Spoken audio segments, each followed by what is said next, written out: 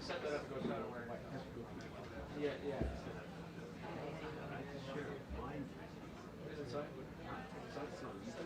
Oh, okay. Yeah, it's not here.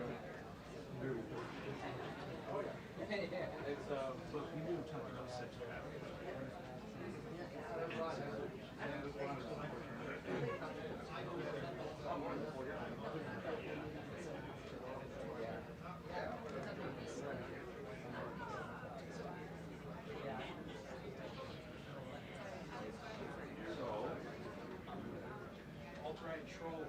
Yeah, fucking. Oh no, dude, the administration's platform. The a brown, all brown one, yeah. Token, yeah. Race sprayer, yeah, I know. Coconut, yeah, I heard it all. My number is 63. So I'm in the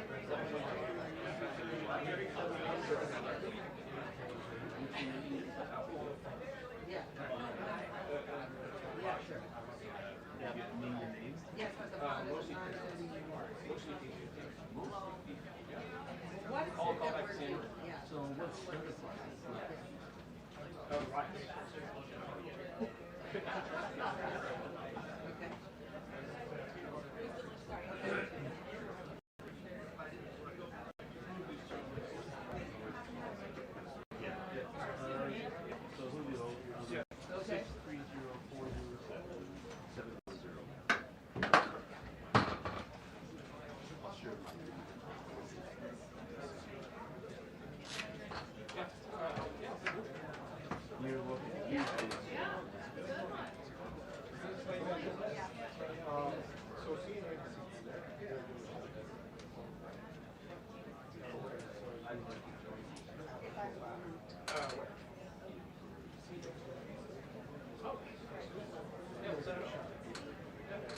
Talk as loud as you would. Sorry, guys. Oh, I would say, I would say.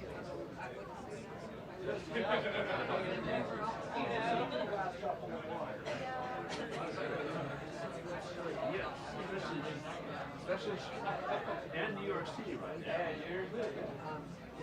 A lot of mentally ill people in New York City.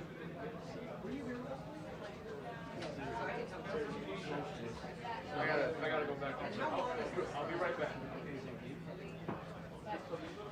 You want to leave your bag here? No, I got it.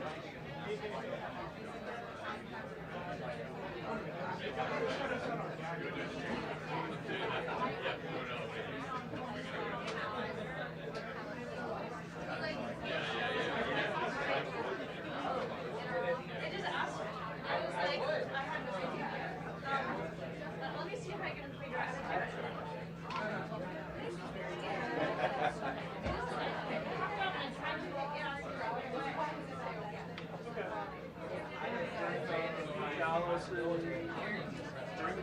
Yes, during the briefing. Yeah. Okay.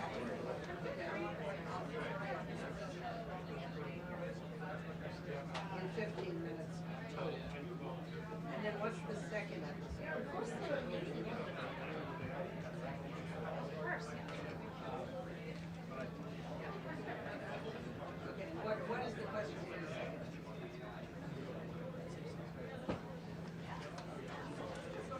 Okay. Okay.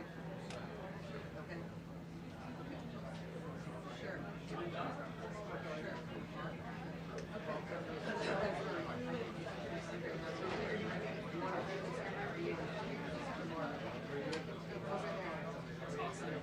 Sorry. Yeah, because I don't know. So sometimes. Yeah, do you want? Yeah. Sure, sure, sure. All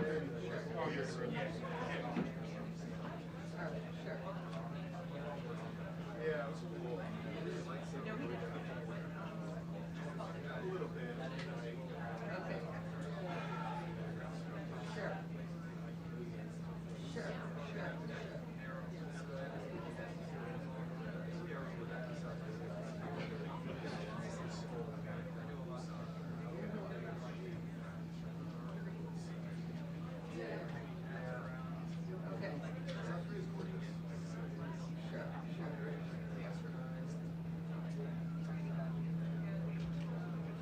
go back and find this. Okay. I'm sure it wasn't in it, but, I don't know. Yeah. But, you know.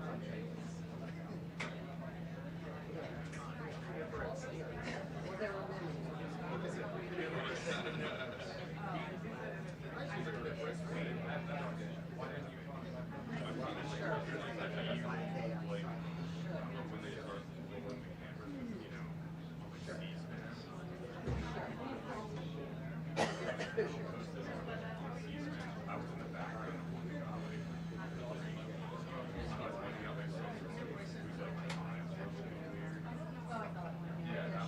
Sure.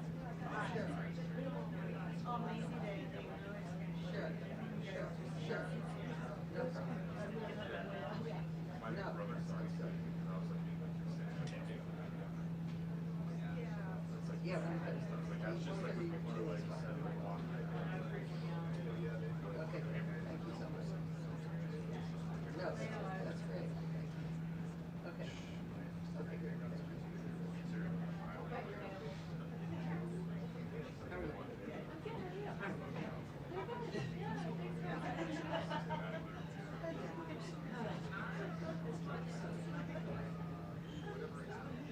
Where are they? That's always a great question. When we're at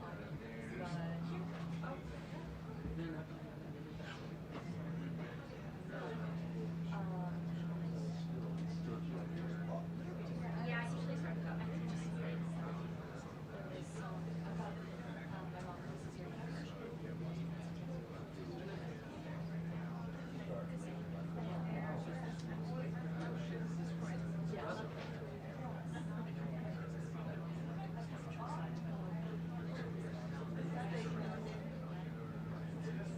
So she has one sister? She's one of seven. I was gonna say, She's no, five. that's not the older one. She's one of five girls.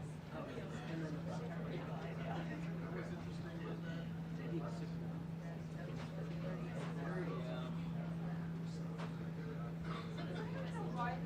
But that's all. That's it.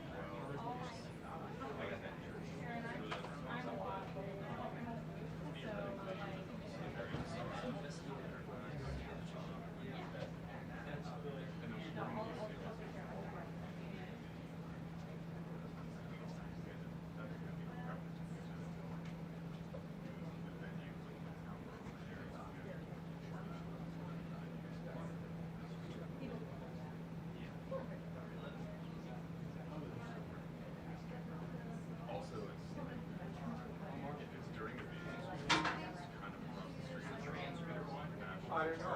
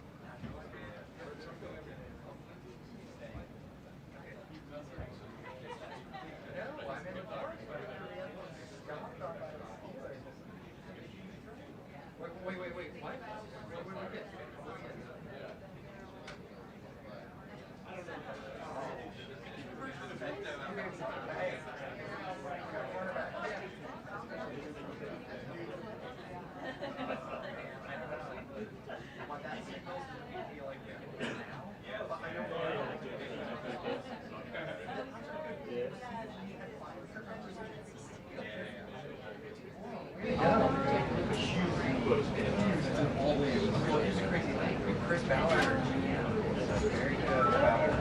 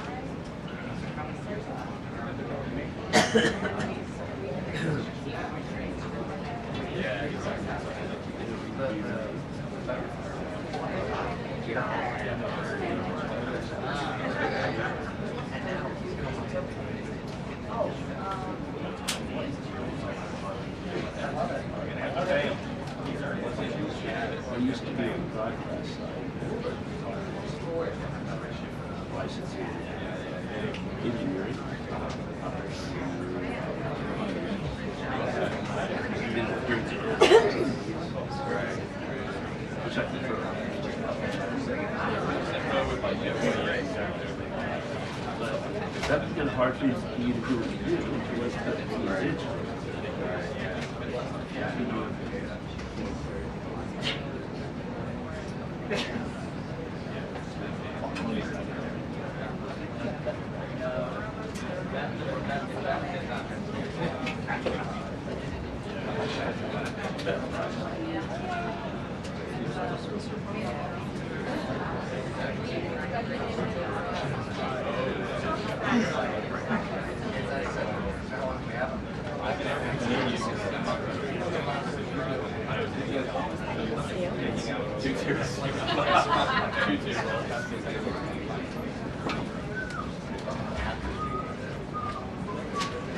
Patrick, question?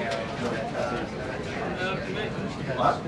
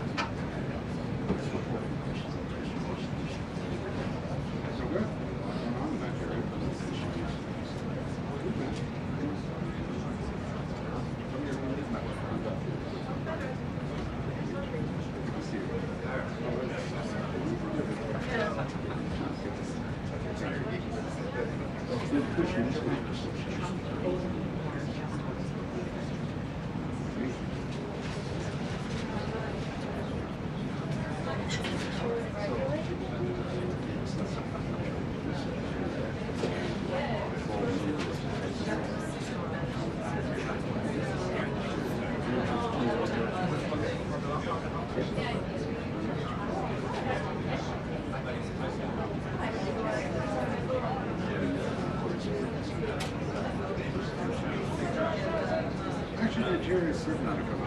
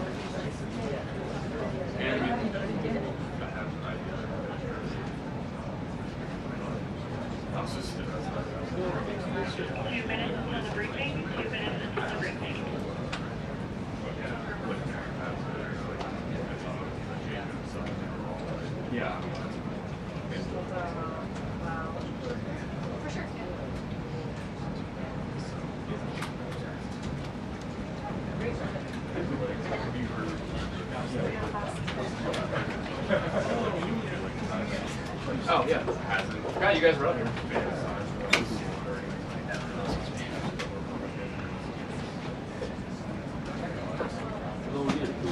How you doing?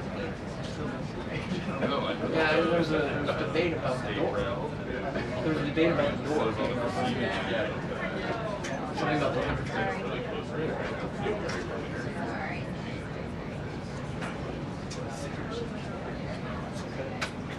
Did you see this? That's what people were saying. Many people were saying.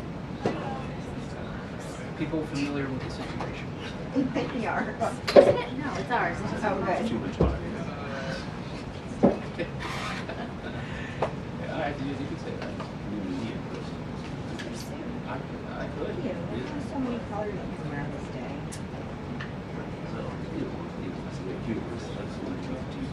Oh, absolutely. Oh, I'm all for it. Why are you looking at me?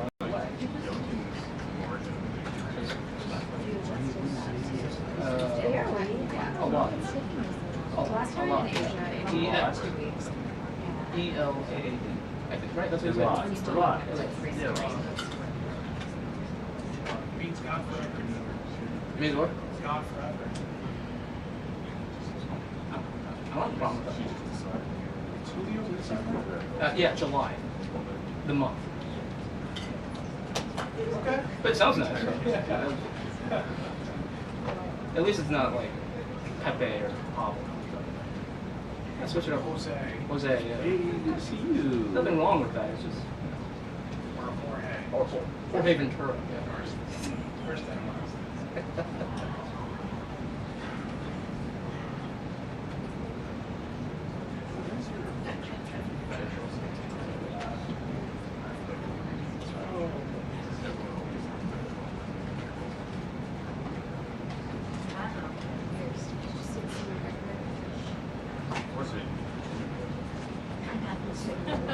I've already included it in a note before. I think those, like, number of people are past revocation. I don't know.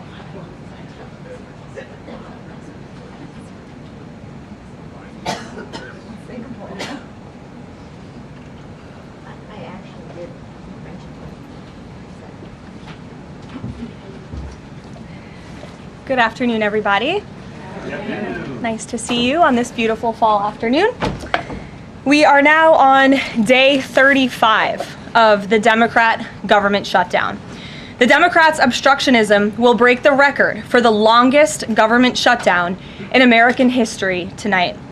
The Democrats are intentionally hurting American families, workers, and businesses with this shutdown to fight for free health care for illegal aliens and to appease their radical left-wing base.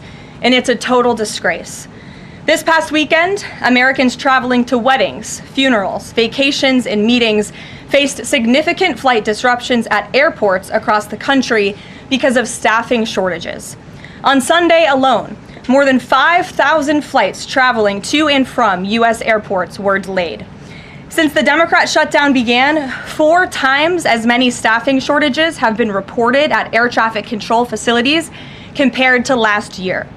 TSA checkpoint wait times ballooned past 3 hours at Houston's George Bush Intercontinental Airport, with some passengers enduring up to 5 hours in line. At nearby William P. Hobby Airport in Texas, security wait times are routinely exceeding 1 hour. More than 13,000 air traffic controllers are continuing to work without pay. Because of the Democrats, these men and women who keep our airspace safe and moving will miss a second paycheck in a row this Friday if Democrats refuse to open the government. Let me be clear to our incredible air traffic controllers across the country. President Trump and Republicans want you to get your paychecks. They want you to be paid.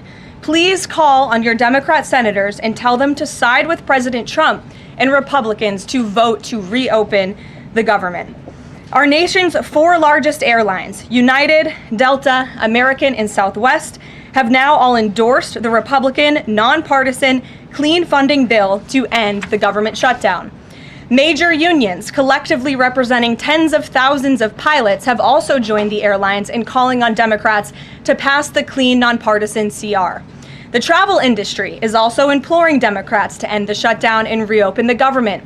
Nearly 500 companies and groups in the travel business, including casinos, hotels, and convention bureaus, signed a public letter warning that America's travel economy has already lost $4 billion due to this Democrat shutdown, and they have called for the Republican CR to be passed, saying Americans expect and deserve a fully functioning federal government during the peak holiday travel season. Never before have we seen private industry and union leadership so unified on the same issue, rallying behind Republicans in such a vocal way. The Democrats have completely lost the plot. They are endangering the safety, prosperity, and livelihoods of millions of Americans. It's well past time Democrats do what they did 13 times under Joe Biden and pass the clean funding bill extension. All we need are 5 Democrat senators to put country over party and vote to end this reckless shutdown. In other news, tomorrow will mark the 1-year anniversary of President Trump's historic election victory, where he won nearly 80 million votes, the popular vote, in all 7 swing states. This was the ultimate poll on November 5th. The president secured a mandate to make America great again, and he has delivered in record time. Never before have we had a president who has kept their promises like President Trump has. I'd like to go over a few of those with you. In less than 10 short months, President Trump signed the largest middle-class tax cut in history, including no tax on tips, overtime, and Social Security to put more money back into the pockets of the American people. The president ended the southern border invasion of the Biden administration, made our border the most secure in history, and he is carrying out the largest mass deportation campaign of illegal aliens in our nation's history to protect our homeland, just as promised. President Trump has aggressively taken on drug cartels by declaring them as foreign terrorist organizations and even blowing up narco-terrorists who have tried to poison the American people with fentanyl and other illegal narcotics. President Trump defeated the Biden inflation crisis, and he continues to implement a pro-growth, America First economic agenda to make America affordable again, and we are seeing the results of that every day. Inflation has remained low and steady, averaging just 2.5% compared to the painful average of 5% under Biden, and we know it was historically higher than that for most of President Biden's term. Meanwhile, real private sector wages are on track to rise by almost $1,500 since President Trump took office, a significant change to the Biden years where private sector wages declined and were being wiped out by inflation. President Trump has ended the reckless war on American energy and unleashed energy dominance, with gas prices now plummeting to their lowest average levels in more than 4 years. President Trump implemented powerful tariffs to rebalance America's trade deals, protect American workers, and returning our country to be a manufacturing superpower once again. As a result, the president has secured trillions and trillions of dollars in private and foreign investments into the United States, which are creating high-paying jobs for the greatest workforce in the world. The president has restored America's place as the leader of the free world through his unwavering peace through strength foreign policy that has already ended 8 wars and counting. And the president ended illegal DEI initiatives in our federal government and is returning our country to a merit-based society based on common sense. President Trump protected opportunities for women and girls to compete safely and fairly by continuing to keep men out of women's sports. Americans have a president who works tirelessly, literally 24/7, to improve their lives and make our country better than it has ever been before. So with that, today we will open it up to questions, and we will start with our independent journalist in our new media seat, Julio Rosas. Julio, please start. Thank you. Thanks, Caroline. So over the weekend in Mexico, a mayor in Michoacan, Carlos Manso, he was assassinated while celebrating Dia de Muertos with his family. His assassination has sparked a lot of outrage. A lot of Mexicans are very upset. They're blaming President Claudia Sheinbaum for not taking the cartel threat seriously enough. Yesterday, she said that, once again, she's not going to allow any foreign military intervention to take on the cartels on Mexican soil, and that Mexico is not going to pursue a drug war similar to what they've done in the past. So my question is President Trump satisfied with Claudia Sheinbaum's approach to cartels? And if not, has Manso's assassination kind of opened up some new options for the United States to pursue regarding cartels? Well, first of all, with respect to this specific news item and this alleged assassination that took place in Mexico, I know the Trump administration, we are aware of that, and of course we condemn all political violence anywhere in all forms. As for Claudia Sheinbaum and the president's relationship with her, I think he has a lot of respect for her as president of Mexico, and he also really appreciates the coordination that she has provided to the Trump administration. I can't speak for her and what she's doing internally in her country. I can speak for the president in saying we are continually pushing Mexico to do more to tackle the drug trafficking and the drug cartels within their country, and we are working with them in any way that we can. And the president has obviously used the full range of executive options in his authorities to crack down on drug trafficking at our southern border and to designate these cartels as foreign terrorist organizations and additional actions as well. Just one more question. Sure. So at the Antifa roundtable that we were at just last month, myself and the other panelists made the recommendation to the president for, speaking of foreign terrorist organizations, to have Antifa not just be domestic terrorist organization, but be designated as a foreign terrorist organization since they have cells in other countries. He mentioned to Secretary Rubio, because he was in the room at the time, to look into that. So I just wanted to see if there's an update on that. Sure. Recommendation. That process is most definitely taking place. I don't have any announcements for you on that today, but I can certainly assure you the administration is working on it, and I'll check in on it and get back to you, Julio. It's a good question. Thank you very much. Jackie. Thank you, Caroline.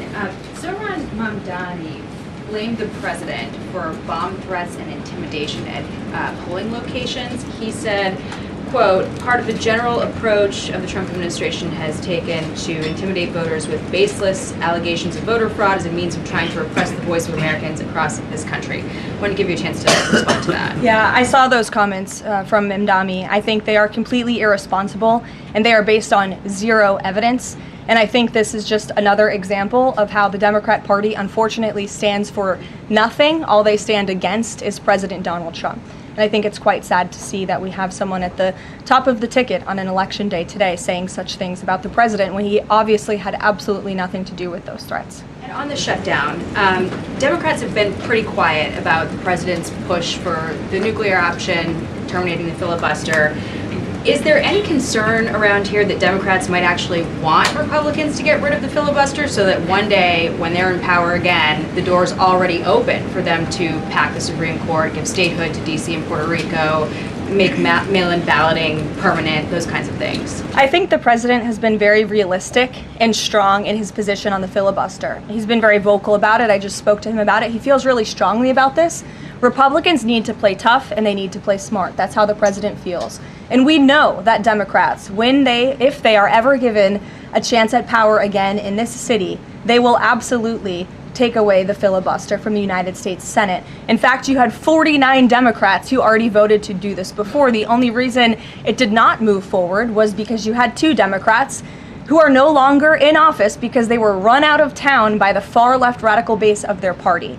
And so President Trump is quite clear on this. He wants to see Republicans move as many good pieces of legislation for our country forward in the next 3 years of his administration as they possibly can. And the filibuster is one means to doing that. Talked to Johnson and Thune about it. I know that they had both voiced some opposition. Have there been any conversations with them? He has. He's made his position to them very clear, both publicly and privately. Ouija. Can you help clear up some confusion about SNAP benefits? Because Sure. the president just posted that they will only be given out when the radical left Democrats open the government and not before. But just yesterday, the administration said it would comply with a court order to expend the full amount of SNAP contingency funds by end of business day yesterday. So did the administration distribute that money or defy that court order? No, the administration is fully complying with the court order. I just spoke to the president about it. The recipients of these SNAP benefits need to understand it's going to take some time to receive this money because the Democrats have forced the administration into a very untenable position. We are digging into a contingency fund that is supposed to be for emergencies, catastrophes, for war. And the president does not want to have to tap into this fund in the future, and that's what he was referring to in his Truth Social post. So the Department of Agriculture, as for the latest SNAP payment in the judge's order, put out guidance to states today on how to get that money to the recipients of SNAP, but it's going to take some time. The best way to get the full amount of SNAP benefits to those beneficiaries is for Democrats to reopen the government. So to anyone who is a SNAP beneficiary at home who needs that assistance, and the president was just saying, this is for people who are truly needy, who need food, who need this assistance from the United States government. Democrats are holding it up and making it difficult for the administration to get those payments out the door. So if you are at home and you want your SNAP benefits, call the Democrats and tell them to reopen the government. Blocking that contingency fund for the future if this shutdown lingers on? Look, the president does not want to have to continue to dip into a contingency fund that doesn't even have enough money, by the way, to fund the full program. It takes $9 billion to get the full scale of the benefits out the door. This contingency fund only has about $5 billion in it. So again, Democrats need to reopen the government so we can get these benefits out the door for people who truly need them. Kate. Thanks. The president suggested that if Mamdani wins, that he would cut federal funding to New York. How much funding would be impacted? What would be impacted there? Well, look, we won't get ahead of the election results, nor will I speak to what the president may do in the future. We'll see how tonight goes, and then I'll let him speak on it further. And why did the administration exclude Democratic lawmakers last week? There was a briefing about U.S. strikes on alleged drug trafficking boats. Why were those Democrats excluded? The administration has briefed Congress on these matters 8 separate times, and Democrats have been included in those briefings. In fact, I know that Secretary Rubio will be on Capitol Hill tomorrow to brief the Gang of 12, which includes Democrats as well. So the president's made it very clear, if senators want to understand the administration's operations against narco drug traffickers, we are very happy to speak with them about that, and we will continue to do so. But we've been incredibly transparent. As I said, there's been 8 briefings on this topic, with the 9th coming tomorrow. Rachel. Thanks, Caroline. There's been some reporting out there about the possibility of furloughed workers not getting back pay. We know that the president signed that bill into law in his first term.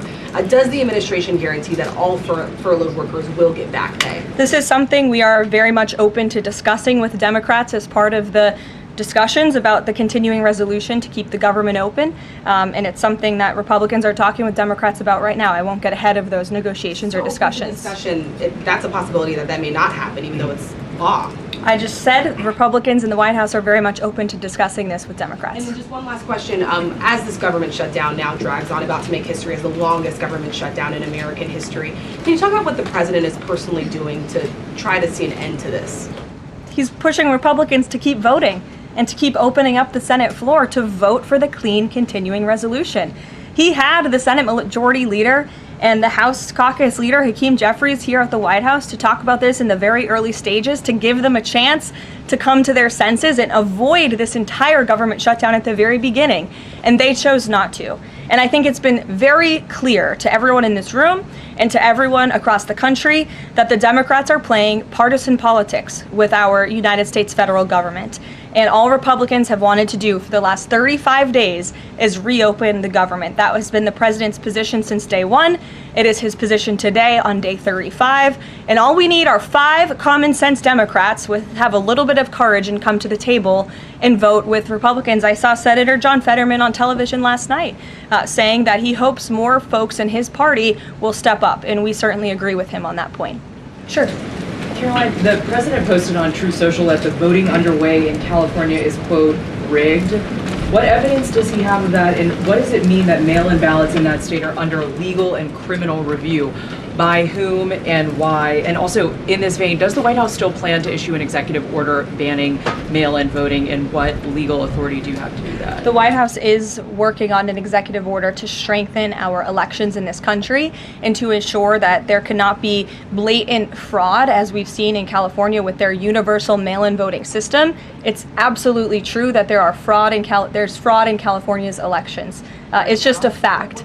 It is just a fact. They have a universal mail-in voting system, which we know is ripe for fraud. And if you want to deny that, I'm happy to provide you all of the evidence for it. I'd be glad to send that to you after this briefing. Rigged.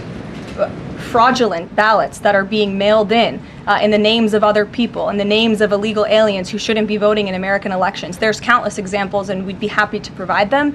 As for executive action the White House is taking, yes, we are looking into that. And like any executive order, of course, any executive order the president signs is within his full executive authority and within the confines of the law. Stephen. Thank you, Caroline. I've got two questions I'd like to ask you about New York, but first I'd like to ask you about breaking news from the Attorney General. She revealed just about an hour ago that the Biden Justice Department seized President Trump's official first-term phone and subpoenaed his private phone records. Do you have a reaction to that? And also, do we know if they actually got those private call records? I saw the Attorney General's post on that. For additional questions, I would refer you to the Department of Justice, but I think this is just further evidence of the egregious overreach and weaponization of government that took place under the previous White House against then former President and now President Donald J. Trump. It was a clear effort by the Biden White House and the Biden DOJ to go after the president, and this is just further evidence of that. On New York, we've seen the president's messages that he's put out, but could you describe how he's feeling as a New Yorker watching this election? Well, the president is a New Yorker and he loves New York. It is his home. He talks about that all of the time, and he's made his thoughts on this election quite clear, I think, himself. In the back, yes, go ahead. Thank you. Over the weekend, there were reports. I was going to you in the green, but go ahead and then you can have your question. Thank you. Over the weekend, there were reports that President Trump was due to host President of Syria, Ahmad al-Sharia, on Monday. Do you have any preview for that meeting? Is he expected to invite him to join the U.S.-led anti-ISIS coalition? I can confirm that that meeting will be taking place here at the White House on Monday, and this is part of the president's efforts in diplomacy to meet with anyone around the world in the pursuit of peace. And as you know, when the president was in the Middle East, he made the historic decision to lift sanctions on Syria to give them a real chance at peace. And I think the administration, we've seen good progress on that front under their new leadership. And so he will be here at the White House on Monday, and I'll let the president speak further on it on Monday. Yes, go ahead. Thank you, Caroline. I was just curious, you had mentioned there that President Trump, as we know, has been speaking with Republican leaders in Congress about reopening the government. Is he involved in any other negotiations, and is he prepared to sign something if a deal does come out by the end of this week? On top of that, with SNAP benefits, does he have any authorities or considering any authority there to release more funds to help people who are desperately needing these benefits? So look, I think I've already answered the question on SNAP. We're complying with the court's order, and we're getting that partial payment out the door as much as we can and as quickly as we can, but it's going to take some time because, again, this is a prorated payment that we're tapping into a contingency fund for. The best way to get those payments out the door is for Democrats to reopen the government. But yes, the president is in constant communication with his friends on Capitol Hill. They know, they call, he answers, he picks up the phone. He's a very transparent president in that way. And as soon as the Democrats pass the clean continuing resolution, President Trump will be here to sign it. Michael. Thank you, Caroline. President Trump has threatened to go into Nigeria guns a-blazing if Nigeria's government does not stop the killing of Christians in that country. Has the White House heard back from Nigeria's government on this threat? As the president stated, Michael, if the Nigerian government continues to allow the killing of Christians, the United States will immediately stop all aid and assistance to Nigeria and may take action to wipe out the Islamic terrorists who are committing these horrible atrocities, especially against innocent women and children. I don't have any further announcements on that for you today, but I can assure you the President of the United States is watching this situation unfold very closely, as is our Secretary of State, Marco Rubio. Question, Caroline. President Trump has endorsed Andrew Cuomo in New York City's mayoral race. He has not by name endorsed Winsome Sears in Virginia's gubernatorial race. Why is that? Look, as you know from this podium, I'm quite limited in what I can say with regards to ongoing political elections. I think the president has spoken for himself and what he wants to see take place in these elections today. Lalit. Thank you. I would like to ask you about India-US relationship. What is President's thoughts on the future of India-US relationship? I'm sorry, Lalit, can you repeat that? What is President's thoughts on future of India-US relationship? I think he feels very positive and strongly about it. As you know, he recently, a few weeks back, spoke to Prime Minister directly when he celebrated in the Oval Office Diwali with many high-ranking Indian American officials here at the White House. We have a great U.S. ambassador to India in Mr. Sergio Gore, who will represent our country very well. And the president and his trade team continue to be in very serious discussions with India with respect to that topic. So I know the president has great respect for Prime Minister Modi, and they speak pretty frequently. Thank you. Hi, yes. The air traffic controller crisis ongoing. Secretary Duffy said he will now start to cancel and ground flights next week to maintain safety. Should people fly next week given this new information? And is the administration encouraging people to stop flying altogether and look at alternative transportation modes? The administration is encouraging Democrats to reopen the federal government so this chaos and disruption to our air traffic control system in the United States of America stops. It is ridiculous that we have even gotten to this place and that the Democrats have continued to shut down the government with 35 days, our air traffic controllers continuing to work unpaid, every single major airline in our country coming out and begging the Democrats to please reopen the government. And you had a Democrat staffer who was quoted, I believe in Politico a few weeks back, saying, short of planes falling out of the sky, we are not going to reopen the government. That is a reckless and dangerous statement from someone who didn't want to put their name on that statement, but we know it came from the Democrat Party. And I think we're very clear. We want to reopen the government so we can resume travel in the safest and most efficient way possible, especially as we head into the busiest travel season of the month. We have Thanksgiving in a few weeks. And so Americans across the country need to make it very clear to their Democrat representatives that we want this government to be reopened so we can resume safe and efficient travel. Fran. Caroline, as of last I checked, the president still had not commented on the death of former Vice President Dick Cheney. Is the White House involved in the funeral arrangements in any way? Does the president plan to speak at the funeral? Has he spoken to anyone in the Cheney family today? And does the White House have an opinion on whether or not the former vice president should lie in honor or state in the Capitol? I don't believe the White House is involved in that planning, or at least hasn't gotten to it yet. I know the president is aware of the former vice president's passing, and as you saw, flags have been lowered to half staff in accordance with statutory law. Jasmine. Thank you. Back on the question of the filibuster, how much political capital is President Trump willing to expend to get Republicans to do what he's asking? I mean, will we see him at the Hill? Will he be calling folks over here? What exactly is President Trump planning to do outside of these true socials and maybe some of these private conversations to get Republicans to fall in line? Look, I think you'll see. I think you'll see the president continue to engage very strongly and consistently with his friends on Capitol Hill. I don't have any meetings to read out for you at this time, but I think you should stay tuned and keep your eyes on Truth Social on this matter. The president's making his position on it quite clear. And again, he is right. Republicans need to play tough. We know that this is what the Democrats will do if they are ever given the keys to power again. And he wants to pass as many good pieces of legislation as we possibly can for our country and for our people. That includes election integrity reforms. It includes additional tax policy. It includes, fixing our immigration system further in ways that only Congress can. And the president fears with a Democrat Party that is so radical and opposes everything he does and everything he says, this is the only option for Republicans to move forward. Karen. Question. President Trump said to CBS in the 60 Minutes interview that he did not know the Binance founder, which he pardoned. What exactly did he mean for that? I know it caused. He means he does not know him personally. He means he does not have a personal relationship with this individual. And when it comes to pardons, the White House takes them with the utmost seriousness, and the president understands the responsibility that he has as president to issue clemency and issue pardons to individuals who are seeking that. That's why we have a very thorough review process here that moves with the Department of Justice and the White House counsel's office. There's a whole team of qualified lawyers who look at every single pardon request that ultimately make their way up to the President of the United States. He's the ultimate final decision maker.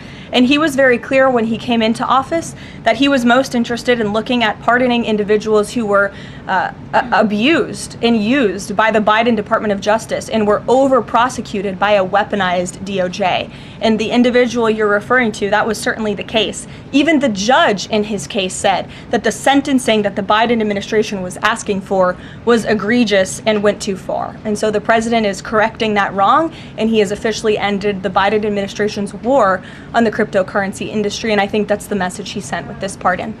Karen, yes. Back on the issue of back pay for furloughed workers, you said that the White House is open to discussing that with Democrats, but what would that discussion even be? There was a law, the president signed it in 2019.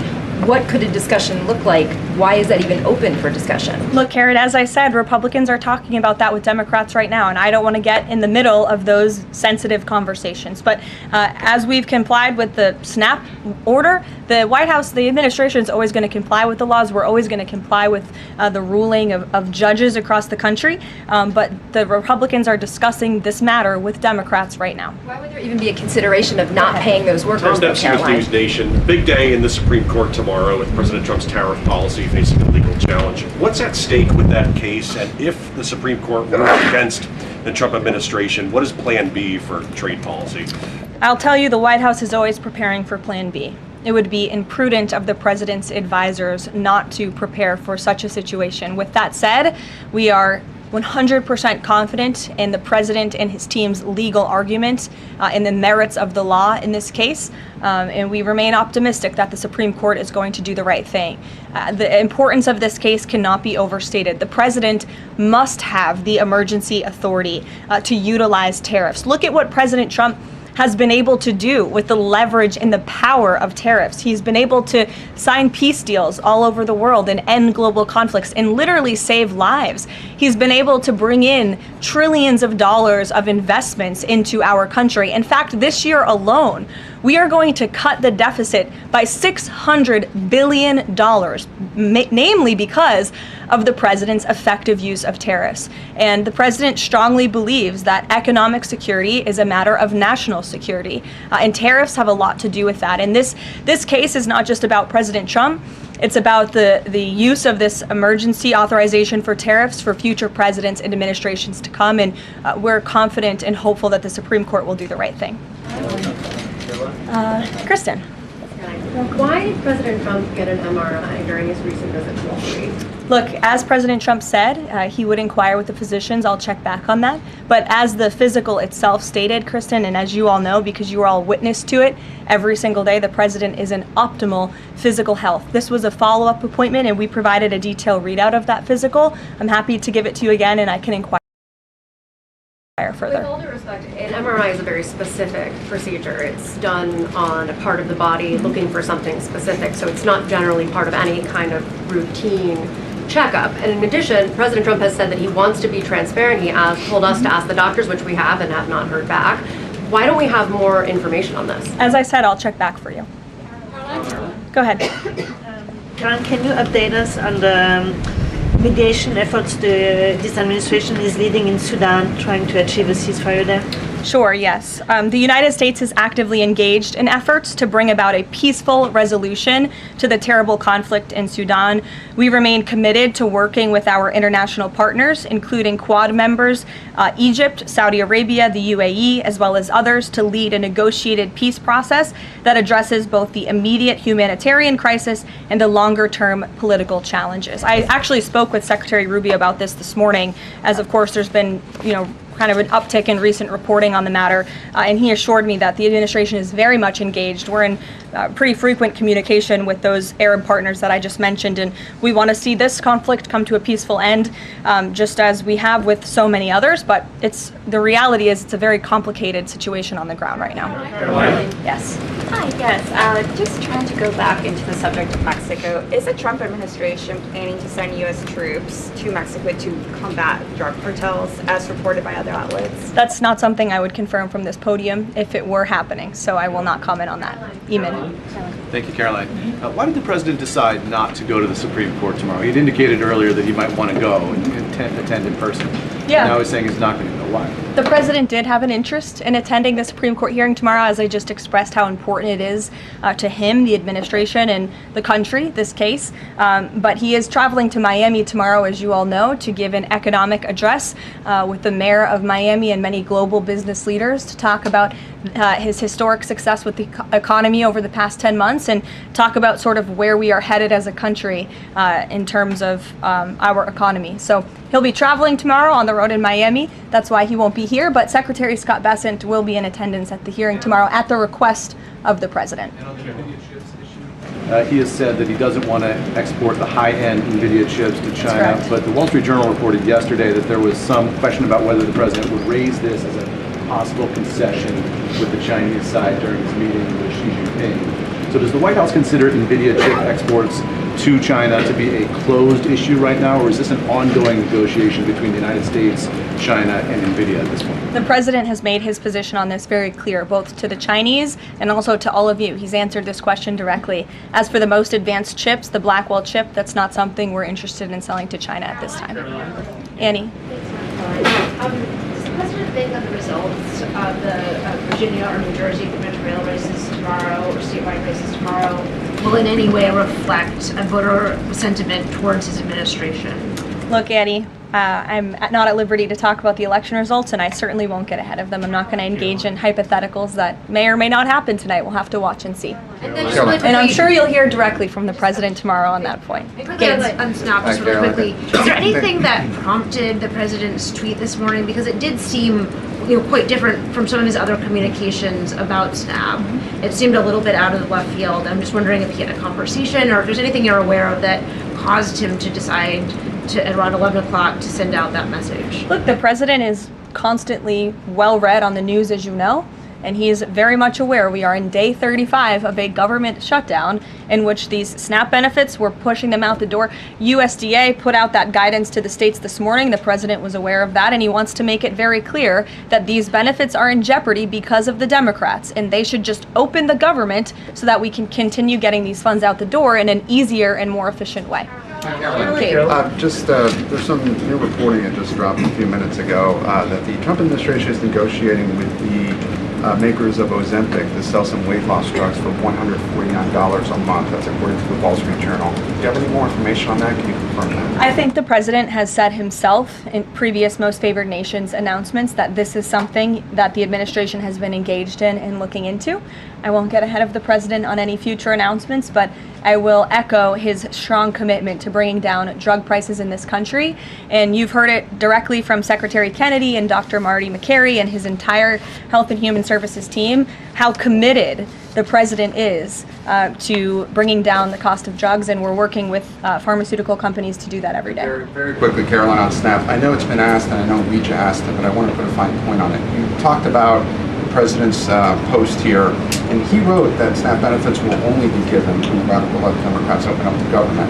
I understand your previous answers, but as written, how would that not violate a court order as it's written? I've now answered this question several times, Gabe. We are complying with the court's order. We are getting the payments out the door as quickly as we can. USDA sent the guidance to the state. The president is referring to future SNAP payments. He does not want to have to keep tapping in to an emergency fund and depleting it. In the case of a catastrophe in this country, he wants to have those funds preserved, as they should be. And he's made it very clear Democrats should reopen the government. I have one final positive note for all of you. I told you I would keep you posted when the White House would resume public tours. Well, I'm pleased to announce the Office of the First Lady has reopened the doors for public tours on Tuesday, December 2nd. There will be an updated route, of course, for guests in light of the ballroom construction that's taking place, but we very much look forward to celebrating the holiday season. And the public and members of Congress and anyone who wants to come visit the First Lady's beautiful decorations is welcome to go to whitehouse.gov/visit to sign up for a tour. Thanks, guys. We'll see you tomorrow.